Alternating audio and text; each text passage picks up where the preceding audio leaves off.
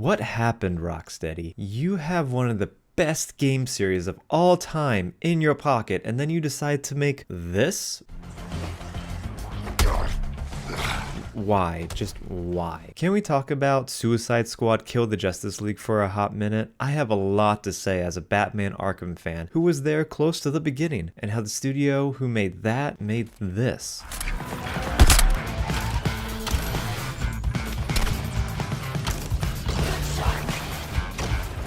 Within this city's fiscal stack, Lex Luthor's Launching explosive device!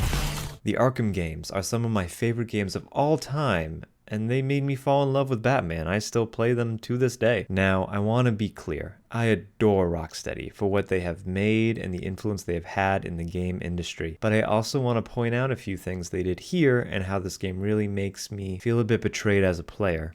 Let's begin. Stupid little dead bat! Who's gonna save you now?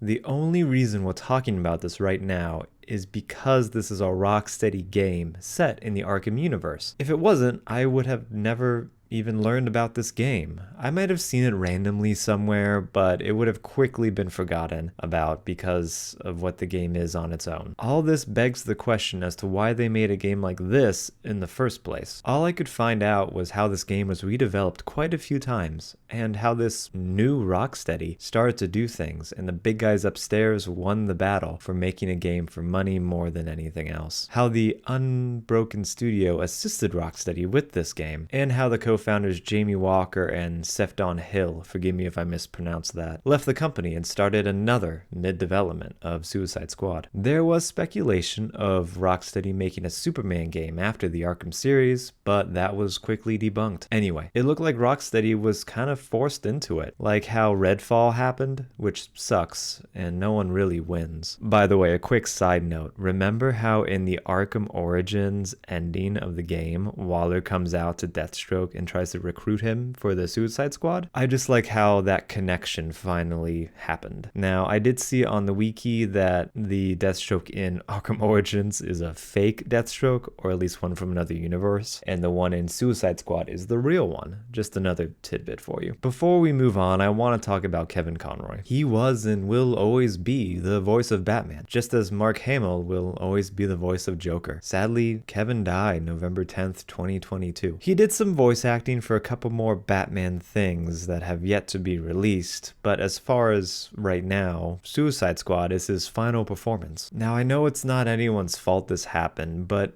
it just leaves a bad taste in my mouth that his final task as Batman is to be the Batman for this game. It feels kind of disrespectful to the character and himself. I hope this isn't our last time hearing him as Batman, and he will be missed. Tough luck, Bird Brain!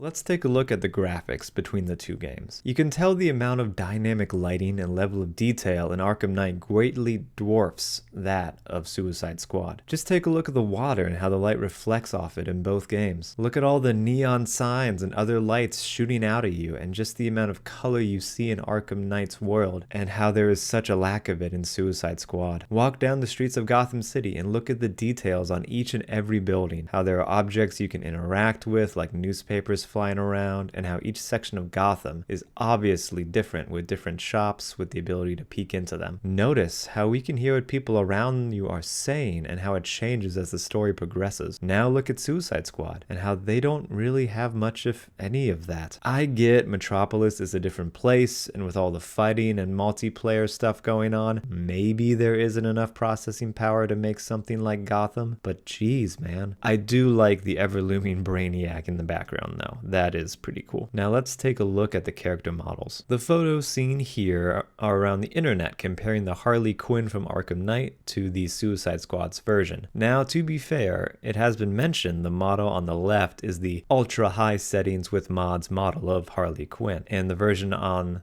the right is the ultra low settings with no mods for Suicide Squad's model. And from my research, I believe this is not the case. Obviously, even without the lighting though, the Arkham Knight's version is superior. This is echoed in some other characters in Suicide Squad. Now, none of them look bad, mind you, but the level of detail and all is clearly not there. There was never any love put into them. It just seems like these models and graphics were made because it paid the bills, not because they wanted to make a game like this. But I digress. Oh no! You're all dead! Who's gonna save Batman now?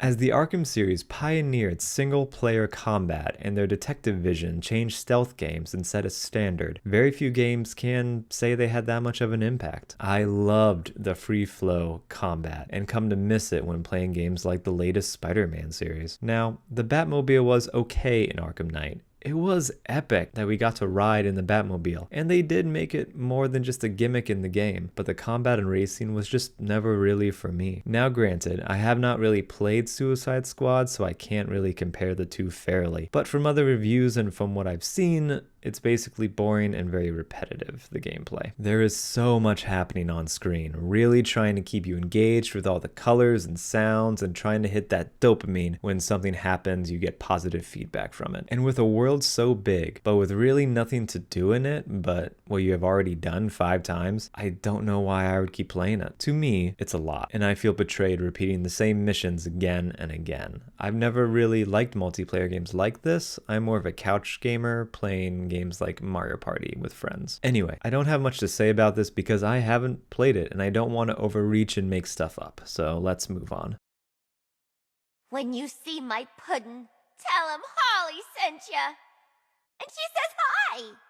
The Arkham series has always had a good story, one that kept me playing until the end, with twists and turns and a deep amount of lore to pull from. I always appreciated how Arkham City had side missions that didn't really end until Arkham Knight. That got me so excited to play Arkham Knight before it was released to see how they would wrap up certain plot points. In Suicide Squad, Kill the Justice League, it leans heavily on how it's set in the Arkhamverse. I know that they have a museum for the events that happened in the past Arkham games, but that's really all I know. Oh, and that you have to kill the Justice League, of course. But I can't imagine a story being even close to as good as the Arkham series. And again, it's not fair because I don't really know the story, but from what I've seen of how Brainiac has control over the Justice League and you have to kill them all, seems like a good reason just to fight some cool bosses. But as a story on its own, I don't really see a reason to even watch all the cutscenes online. Even if this was just a movie and had a trailer for it in theaters, I don't think I would watch it. But hey, maybe I'm just dumb and it's one of the best stories out there. However, no reviews are saying that, but maybe. I know it's just not worth my time. It's just worth my time complaining about it on the internet for about 5 hours worth of my time making this video, I guess.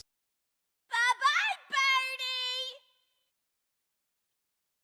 Birdie! Overall, Suicide Squad isn't really a good game. You can tell just by looking at it. It's a game that the higher-ups forced Rocksteady to make, and because of it, nobody wins. These service games seem to be a trend nowadays that no one really wants. Like 2 succeeded, but man, I hope we move on from them soon. I feel like I'm missing out on some great games just because of this. There isn't really anything to get out of this game except to compare it to the Arkham series, but what the Suicide Squad Kill the Justice League showed is just how lucky we were to get the Arkham series. Like, they were literally a game changer, and I still go back to them to this day, 9 years later. I don't know what's in store for Rocksteady, but I am eternally grateful for the Arkham series and how they made a solid trilogy, and if that's all we get from them, I'll be happy. Most bands, for example, have only one big hit and then they fade away. I feel like this is the case with Rocksteady and the Arkham series.